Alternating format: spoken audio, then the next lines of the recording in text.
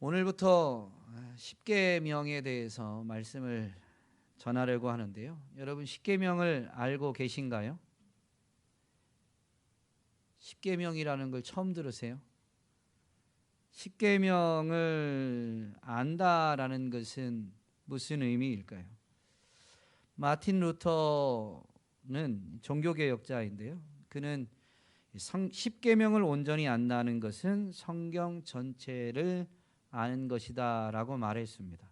성경에서 말하는 안다라는 개념은 지난주에 우리가 사도신경을 살펴볼 때 영생에 대해서, 영생의 핵심이 요한복음 17장 3절 말씀을 통해서 되새겨 보았는데, 하나님과 그가 보내신 자 예수 그리스도를 아는 것이다. 하나님을 알고 예수 그리스도를 아는 것이 영생의 핵심임을 분명히 말씀을 통해 새기면서 예수님이 안다라는 것을 심판대 앞에서 선언하시거든요.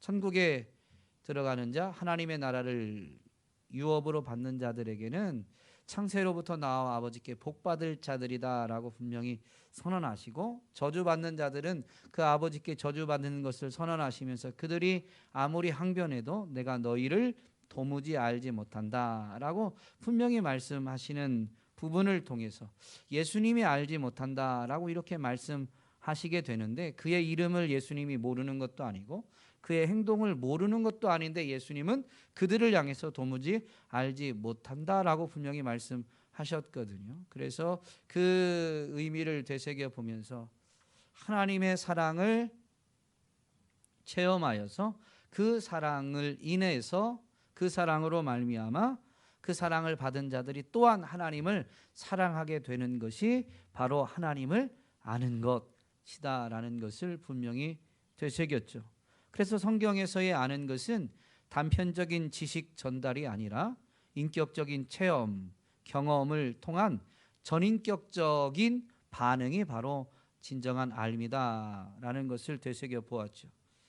십계명을 안다는 것도 마찬가지입니다. 1계명부터 10번째 계명까지 이거다라고 그냥 이 문자적 조항을 우리가 지식적으로 아는 게 아는 것이 아니라 십계명을 온전히 체험하여서 그 하나님이 어떤 분인지를 알게 되는 게 십계명을 아는 것입니다. 현대 교회가, 즉 기독교가 세상의 지탄을 받고 있는데요. 원래 세상은 교회를 긍정적으로 평가하지 않았습니다. 언제나 세상은 교회를 비판했는데, 현 시대는 그 어떤 시대보다 세상의 손가락질, 비난과 비판을 받는 것이 더 심해지지 않았나 생각됩니다. 물론 물리적인 핍박은 고대 사회, 초대교회보다는 분명히 적죠. 아니 거의 그때에 비하면 거의 없다라고 봐야 되지만 비난은 훨씬 더 심해진 것은 분명합니다. 그렇다면 세상이 왜 이렇게 교회를 비난하게 되었을까요? 이전보다 더 비난하게 되었을까요? 세상이 지금까지 교회를 환영하지 않은 이유는 교회는 세상과는 다른 방식의 삶을 살아가기 때문이었습니다.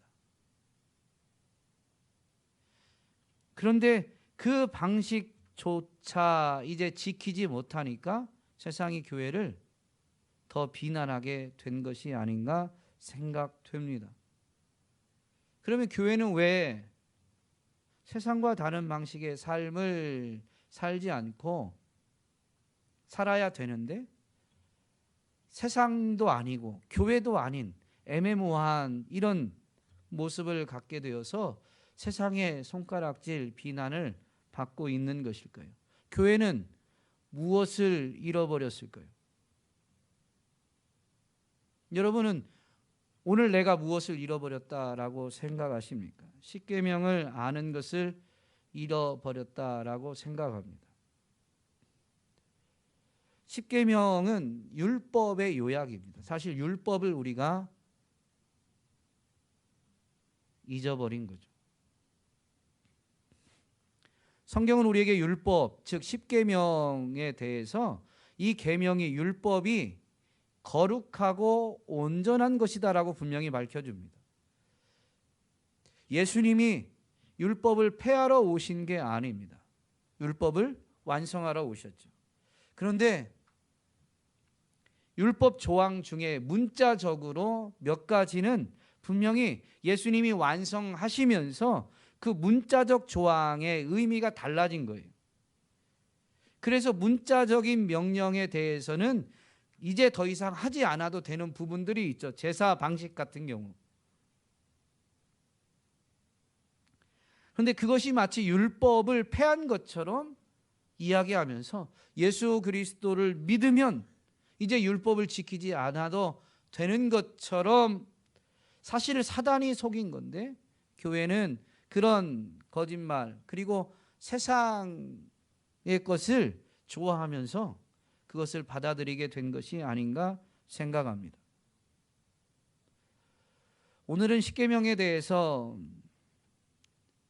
총괄적으로 개요적인 부분만을 살펴볼 것인데요. 십계명을 보면 십계명은 분명히 명령인데 무조건적인 명령입니다. 율법을 보면 지금 우리 교회가 매일 성경으로 이렇게 말씀 묵상을 진행하고 있는데, 매일 성경이 지금 레위기를 묵상하는 시기거든요. 매일 성경에서 레위기를 다루고 있어요.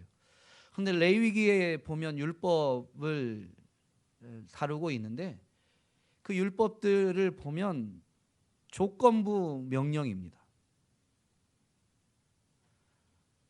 제사장들에게 요구하는 명령이거나 또는 일반 백성, 하나님의 백성, 이스라엘 백성들에게 요구하는 명령이거나 결혼한 사람에게 요구하는 명령이거나 또는 어떤 재산을 가지고 있어서 그 재산 또는 가축 중에 가축이 어떻게 행했을 때 요구하는 이런 조건적인 명령들이 있습니다. 그런 조건적인 명령들은 그 조건에 부합할 때에만 적용되는 거예요. 무조건적인 명령, 즉 십계명과 같은 모든 율법의 근간이 되는 이런 십계명과 같이 조건이 없는 무조건적 명령은 어떤 상황, 어느 장소, 또 심지어 어떤 사람이든지 반드시 지켜야 하는 하나님의 뜻이기 때문에 이렇게 무조건적인 명령으로 주어지는 것입니다. 여러분, 십계명은 모든 사람이 언제나 지켜야 할 하나님의 뜻입니다. 별로 동의하고 싶지 않은 불편한 사항인가요? 여러분이 불편하셔도 십계명이 모든 사람이 모든 순간에 지켜야 하는 하나님의 뜻이다라는 것은 변함이 없습니다. 이 하나님의 뜻을 대하면서 여러분, 우리는 제일 먼저 무엇을 깨닫게 될까요? 무엇을 발견해야만 할까요? 십계명은 분명히 모든 사람이 언제나 지켜야 하는 하나님의 뜻이다라는 걸 먼저 말씀드렸어요.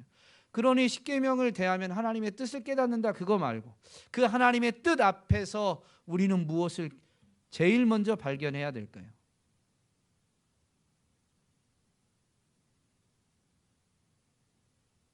십계명을 요즘은 별로 생각을 안 해봐서. 십계명을 대하면 제일 먼저 우리가 깨닫는 게 뭐냐면요, 십계명의 확장이 율법이죠. 율법으로 우리는 뭐를 깨달아요? 죄를 깨닫죠. 십계명도 마찬가지입니다. 이 십계명을 대하면서 우리는 분명히 깨달아야 되는 게 있는데, 이게 하나님의 뜻인데 내 힘으로는 하나님의 뜻을 온전히 행할 수 없다라는 걸 깨달아야 돼요. 그래야 계속 주님을 찾게 되어 있습니다. 인생이 자기 힘으로 무엇을 할 수 있다고 착각하는 순간부터 하나님을 찾지 않습니다. 그건 하나님과의 관계에서도 나오는 오류, 착오들입니다.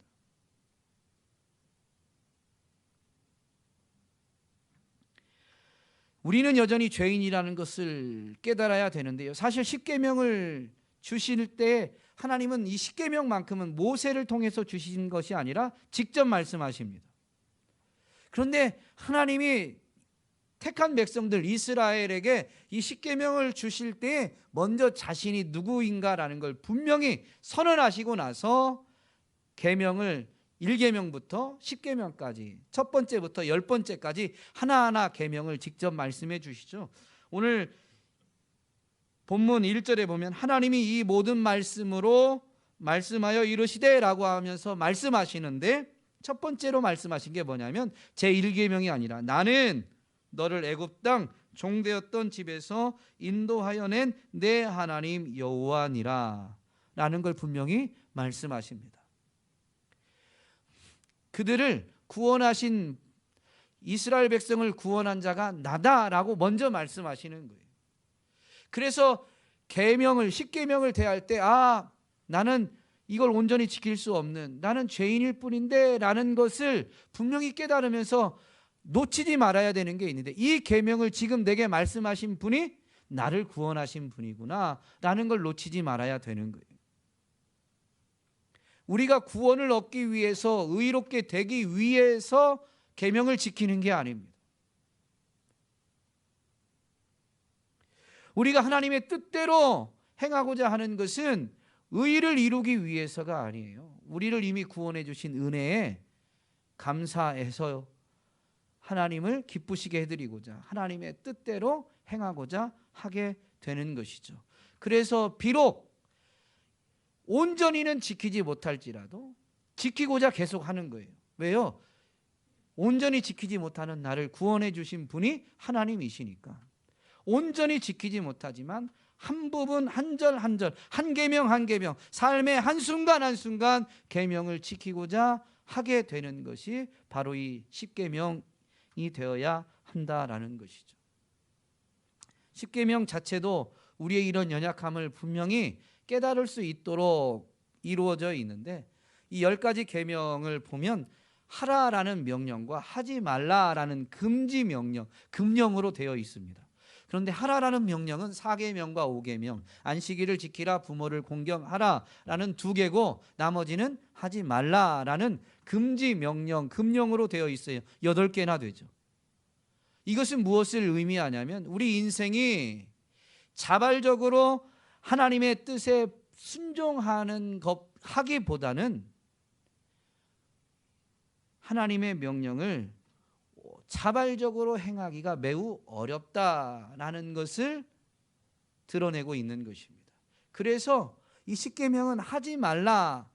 여러분이 하지 말라라는 명령은 사실 무엇을 내포하고 있냐면 하지 말라라는 그거 외에는 해라라는 것을 포함하고 있는 거예요. 아담을 에덴 동산에 이끌면서 동산에 있는 모든 나무의 실과는 임의로 즉 네 마음대로 해라라는 거예요.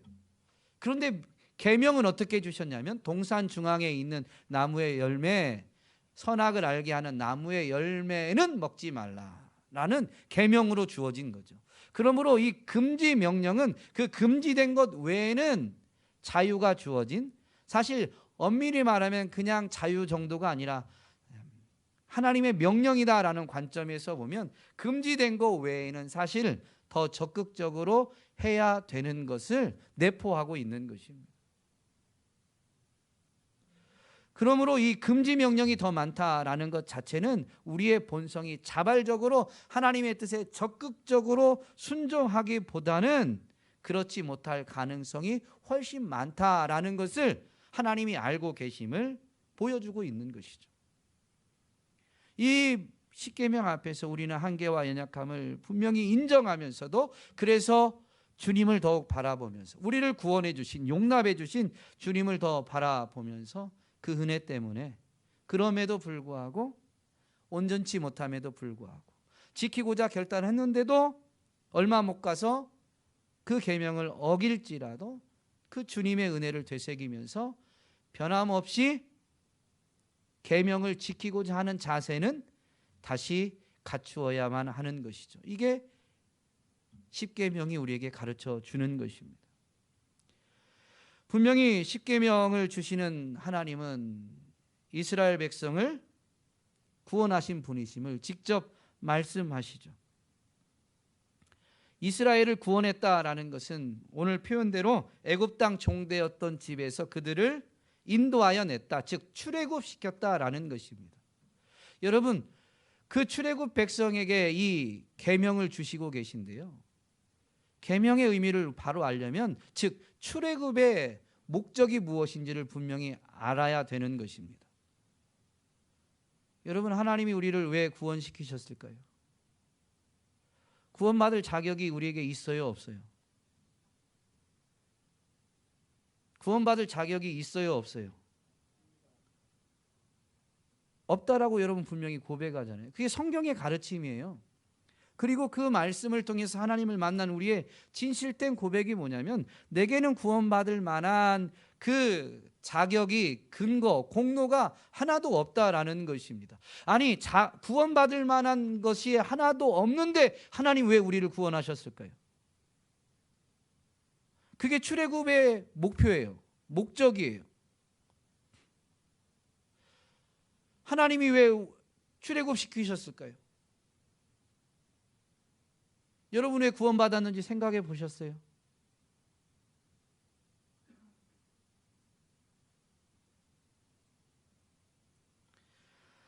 하나님이 출애굽의 역사를 이루시기 위해서 모세를 출애굽의 지도자로 택하시죠. 그리고 그를 호렙산 떨기나무 불꽃 가운데에서 만나셔서 그를 이스라엘 백성에게 보내신다라는 것을 분명히 말씀하십니다. 40년 전에 이미 실패를 맛보았던 모세가 자기가 할 수 없다라고 이야기할 때 하나님이 하나님이심을 나타내십니다.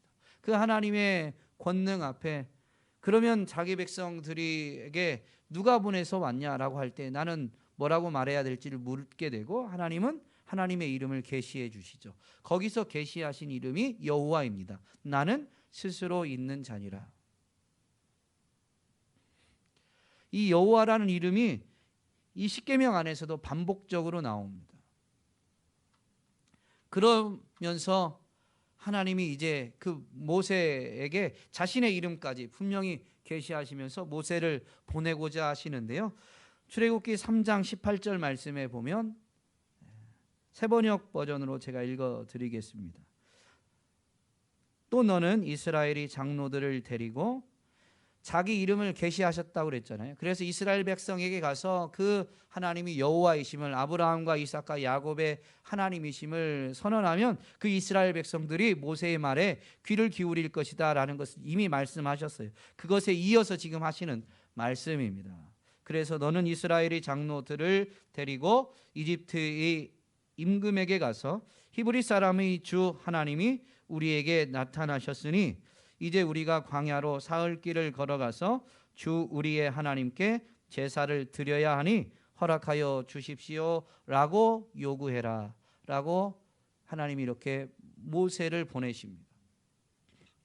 자기 백성에게도 보내지만 그 자기 백성에게 보내서 이스라엘의 그 장로들을 이제 이끌어서 그들과 함께 바로에게 보내는 거죠. 근데 바로에게 가서 뭘 요구하라고요? 거기에 출애굽의 목적이 분명히 드러나 있습니다. 바로에게 무엇을 요구하라고요? 출애굽을 요구하는 거예요. 무엇을 위해서? 하나님께 제사를 드리기 위해서. 구약의 제사는 신약의 개념으로 바꾸면 예배를 위해서입니다. 출애굽, 구원받은 자들 구원의 목적이 뭐에 있냐면 예배에 있습니다. 여러분은 예배를 위해 존재하는 거예요. 그래서 오늘도 이렇게 예배 자리에 나온 것입니다. 여러분, 주일날만이 아니라 오늘 이 십계명 자체가 예배를 위해서 주어진 것입니다. 출애굽한 그들을 하나님이 이끄셔서 이제 시내 산에서 출애굽한 그들과 하나님이 언약을 맺으시면서 이제 이 계명을 주시죠. 출애굽한 목적이 예배에 있는데 그 예배해야 될 그 이스라엘 백성들과 언약을 맺으면서 십계명을 주신다라는 것은 이 십계명이 바로 예배를 위한 것이다라는 것이죠. 십계명 안에 제4계명의 안식일을 거룩히 지키라라는 이런 계명이 분명히 있습니다. 그 안식일의 완성, 율법을 완성하신 분이 예수님이신데, 예수님은 이 안식일의 의미를 십자가와 부활을 통해서 완성하셨죠. 죄와 사망의 권세 아래 고통하고 신음하는 자들을 완전히 건지셔서 참된 안식을 주신 분이 예수님이십니다. 그러므로 오늘날 교회는 예수님이 죽으시고 부활하신 주의 날이라고 일컬으면서, 부활하신 그날 주의 날이라고 일컬으면서 이 주일에 안식일과 같이 하나님을 예배하는 예배를 드리게 됩니다. 이것이 예배입니다만은 이것만이 예배가 아니에요. 이 예배는 사실 무엇이냐면요, 구원받은 자들이 삶으로 하나님을 예배하는 그 예배가 하나님 앞에 상달되었다라는 것을 확증받는 시간이 바로 오늘 우리가 이렇게 주의 날 믿음의 지체들과 함께, 교회로 부름받은 믿음의 가족들과 함께 모여서 하나님의 이름을 찬양하고 하나님께 감사하고 하나님께 간구하는, 기도하는 이런 예배인 것입니다. 이 자리에서 우리는 무엇을 확인하냐면, 지나온 삶을 하나님이 돌보셨다라는 은혜를 확인할 뿐만 아니라 우리가 하나님의 뜻대로 사는 것을 하나님이 기뻐하신다라는 것을 확인받는 시간이에요. 우리의 예배의 감격이 점점 줄어드는 이유는 무엇인 줄 아십니까?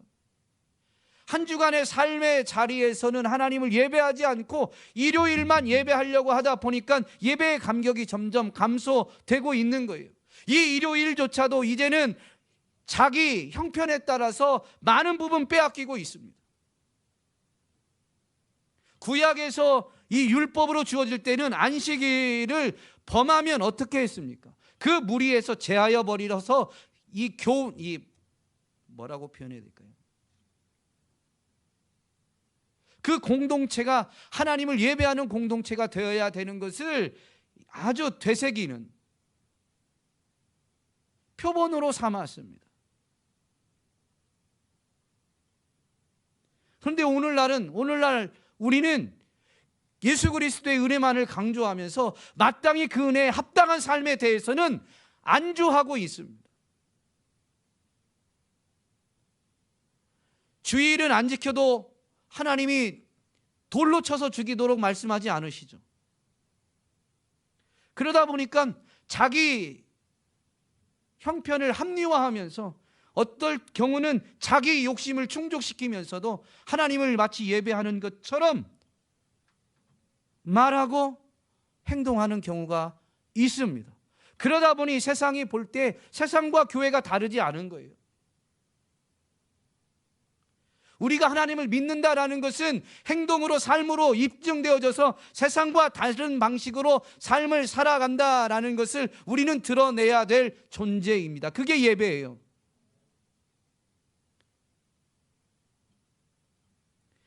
사도 바울은 분명히 로마 교회에 믿음으로 구원받는다라는 것을 가르쳤습니다. 그게 로마서 1장부터 11장까지 있는 가르침, 성경 말씀이에요. 믿음으로 구원받아요. 믿음으로 의롭다함을 받는다는 거죠.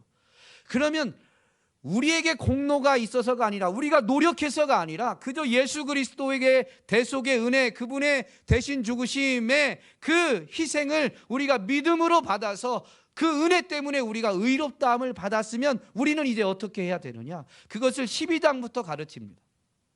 12장부터 마지막 장까지의 가르침에 대한 요약이 뭐냐면 12장 1, 2절이에요. 그래서 11장을 끝내고 12장을 시작할 때 그러므로 라는 이 접속사로 시작합니다. 12장 1, 2절에 그러므로 형제들아 내가 하나님의 모든 자비하심으로, 하나님의 자비하심 때문에 우리가 믿음으로 구원을 받게 된 것이죠. 우리에게 공로가 없는 거니까. 그래서 권면합니다. 너희 몸을 하나님이 기뻐하시는 거룩한 산 제물로 드리라. 이는 너희가 드릴 영적 예배니라. 우리의 예배는 영적 예배지만요, 그 영적인 예배는 우리의 생각과 우리의 말로 끝나는 게 아닙니다. 우리 몸을 드리는 것이 진짜 영적 예배인 것입니다. 그 몸을 어떻게 드려요? 거룩한 산 제물로 드리는데, 거룩한 산 제물로 드린다는 의미가 뭐냐면 이 육체의 소욕을 따라 사는 것이 아니라 이 몸을 하나님의 선하시고 기뻐하시고 온전하신 뜻이 무엇인지 분별해서 그 하나님의 뜻에 복종하는 것으로 드리는 것이, 우리 몸을 하나님이 기뻐하시는 거룩한 산 제물로 드리는 것이고, 그게 진짜 영적 예배다라는 것을 가르쳐 주죠. 이것을 위해서 로마서 12장 2절에서 너희는 이 세대를 본받지 말고 라는 이 권면을 첨가하고 있습니다. 왜냐하면 이 세상을 본받는 것은 하나님의 뜻과 충돌하기 때문에, 하나님의 뜻과 대적하는 것이기 때문에 이 세대를 본받지 말아야 그때부터 하나님의 뜻을 분별할 수 있고, 하나님의 뜻을 분별하게 될 때야 하나님의 뜻에 복종하는 삶을 살아낼 수 있지 않겠습니까? 이게 예배예요. 이게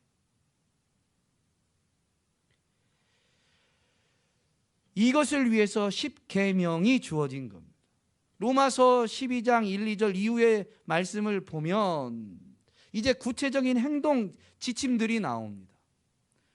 그 행동 지침을 주면서 13장에 가서 한번 이런 부분에 구체적인 행동 지침, 그 믿음으로 구원받은 자들이 마땅히 살아내야 될 그 삶, 영적 예배를 위해서 주어진 지침에 대해서 한번 요약하는데, 13장 8절로 10절 말씀에 보면 이런 권면을 합니다.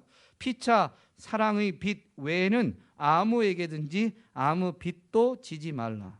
남을 사랑하는 자는 율법을 다 이루었느니라.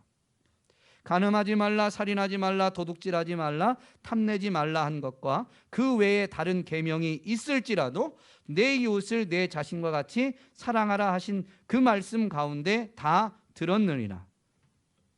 사랑은 이웃에게 악을 행하지 아니하나니 그러므로 사랑은 율법의 완성이니라 라고 가르쳐 줍니다.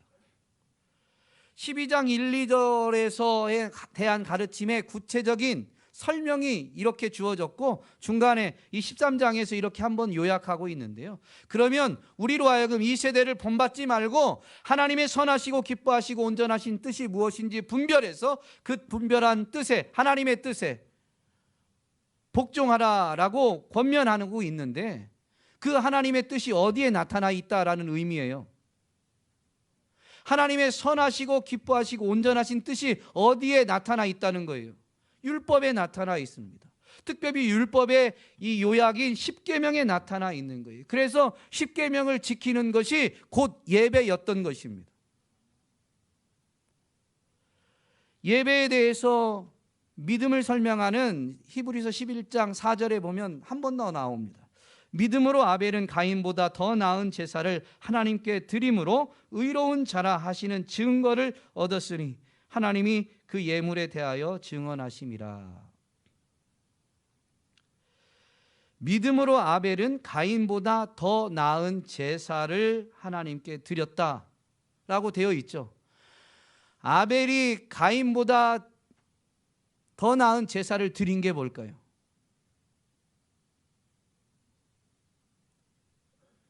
제물을 하나님께 바치는 행위를 말하는 게 아닙니다. 그거를 드릴 때 어떤 믿음을 가졌다? 도대체 어떤 믿음일까요?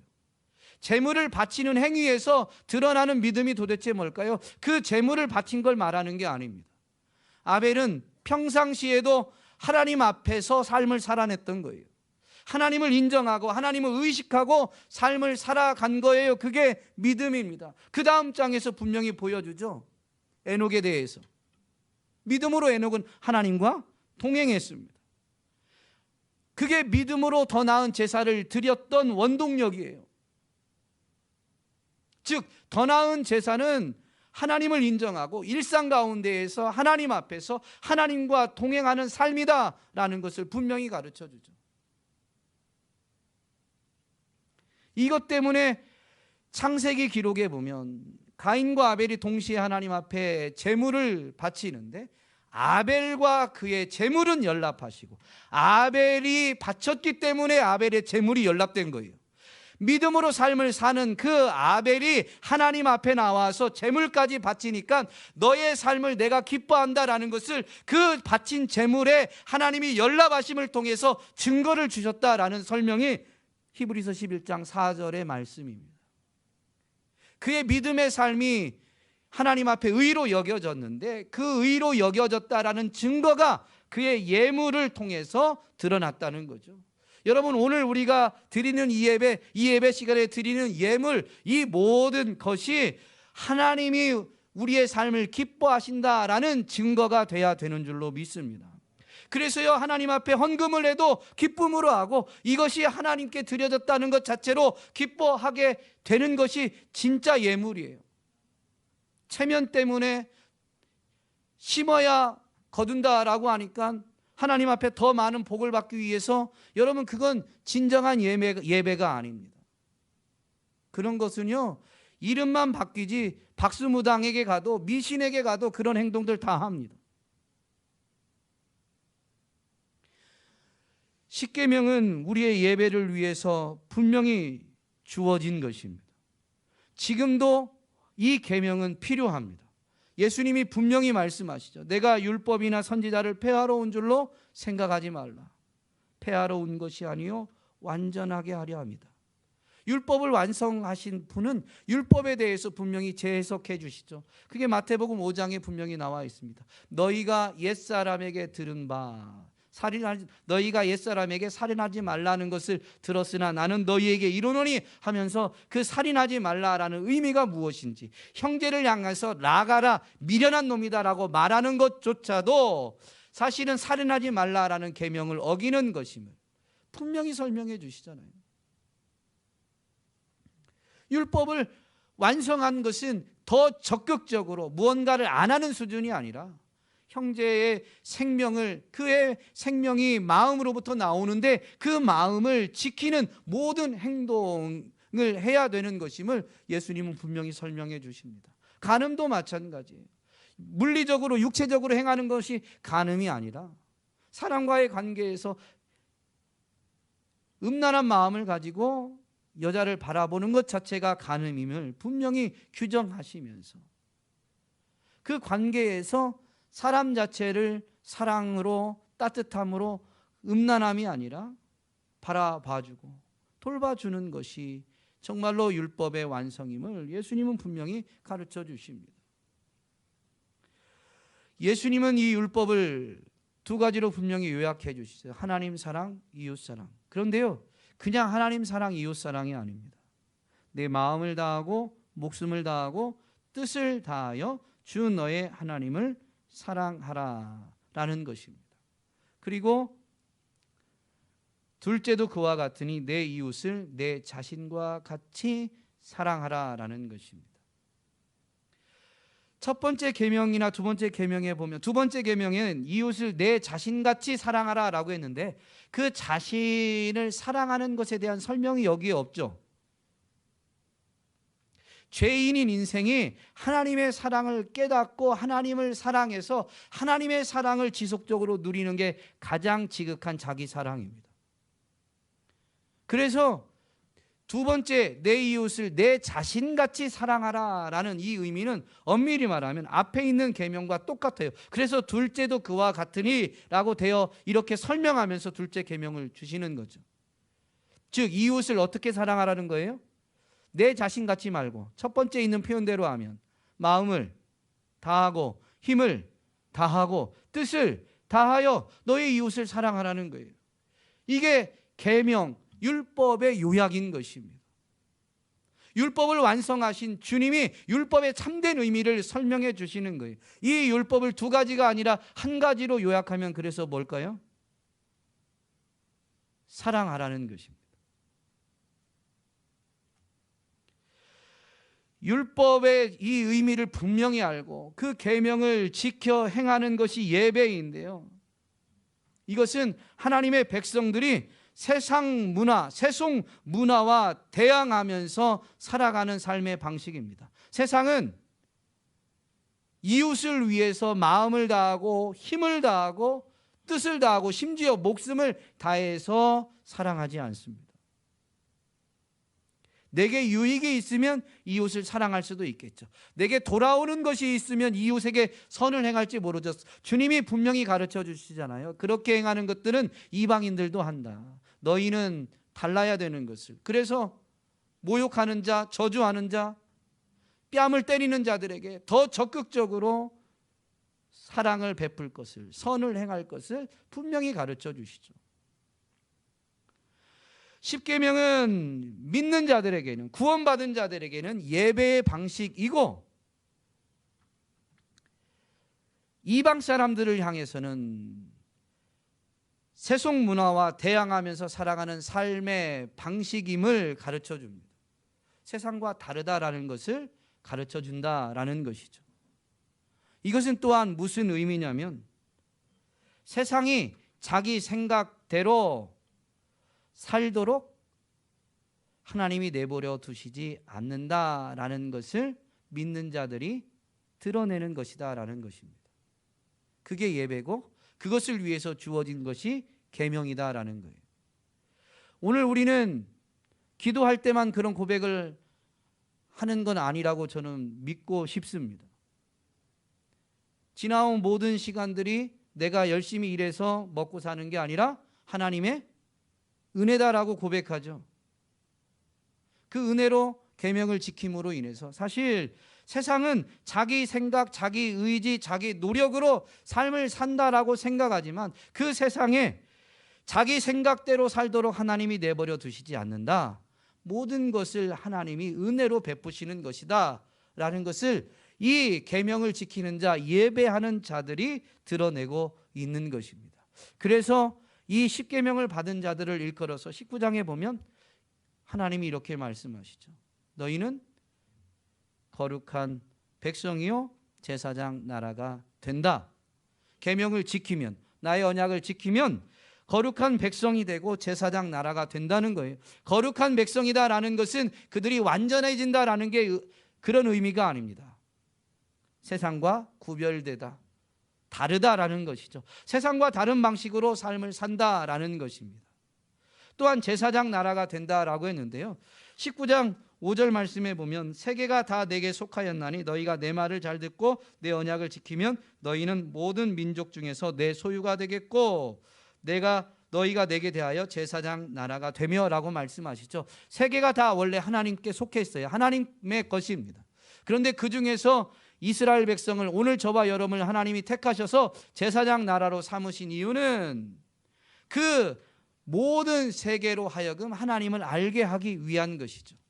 그래서 사실 제사장 나라다라는 의미는 모든 세계를 위해서, 모든 민족을 위해서 존재한다라는 뜻입니다.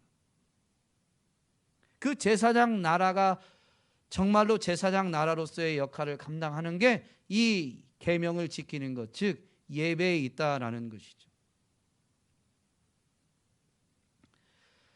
베드로 사도도 분명히 교회에게 이것을 가르쳐 줍니다. 너희는 택하신 족속이요 왕 같은 제사장들이요 거룩한 나라요 그의 소유가 된 백성이니 이는 너희를 어두운 데서 불러내어 그의 기이한 빛에 들어가게 하신 이에 아름다운 덕을 선포하게 하려 하심이다. 우리를 어두운 데서 건져내서 빛으로 인도하신 이유는 우리를 건지시고 빛으로 인도하신 분의 아름다운 덕, 그분의 아름다움을, 선하심을, 인자하심을 드러내는 것, 선포하는 것을 위해서다라고 분명히 밝혀주죠. 우리를 건지신 그분이 바로 그분의 나라 천국으로 데려가시지 않고 이 땅에 남겨놓으신 이유가 이 사명을, 그래서 하나님의 뜻을 온전히 이루어 가기 위해서입니다. 우리는 구원받은 자로서 구원의 은혜를 되새기면서 예배의 삶을 살게 될 때에 우리를 사용하시는 그 하나님의 뜻을 이루는 것이고 구원 계획에 참여하게 되는 것인데요, 그분은 선하시고 인자하시고 아름다우시다라는 것을 선포하게 되는 것이죠. 오늘 우리는 정말로 세상과 다른 방식으로 삶을 살아가고 있느냐? 지금 이 자리에 있는 것은 분명히 세상과 다른 방식입니다.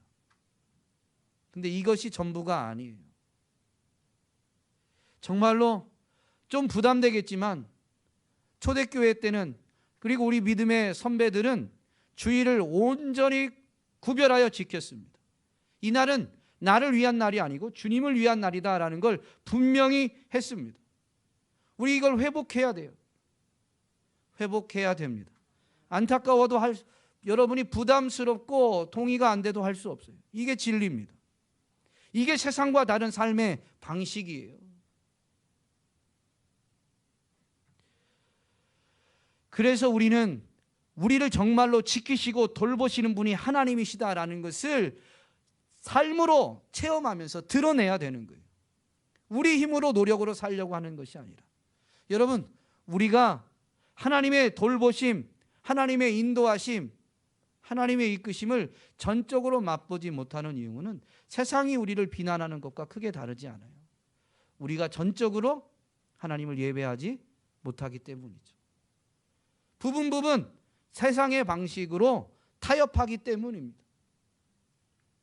우리가 온전히 하나님을 예배하게 될 때 우리는 정말로 하나님이 온 땅을 통치하시고 우리 인생을 돌보시며 일용할 양식을 공급하시고 우리에게 생명을, 평안을 풍성히 주시는 분이다라는 것을 삶으로 입증하게 됩니다. 삶으로 입증하게 됩니다. 그것이 하나님을 알지 못하는 자들로 하여금 하나님을 알고 하나님께 나오는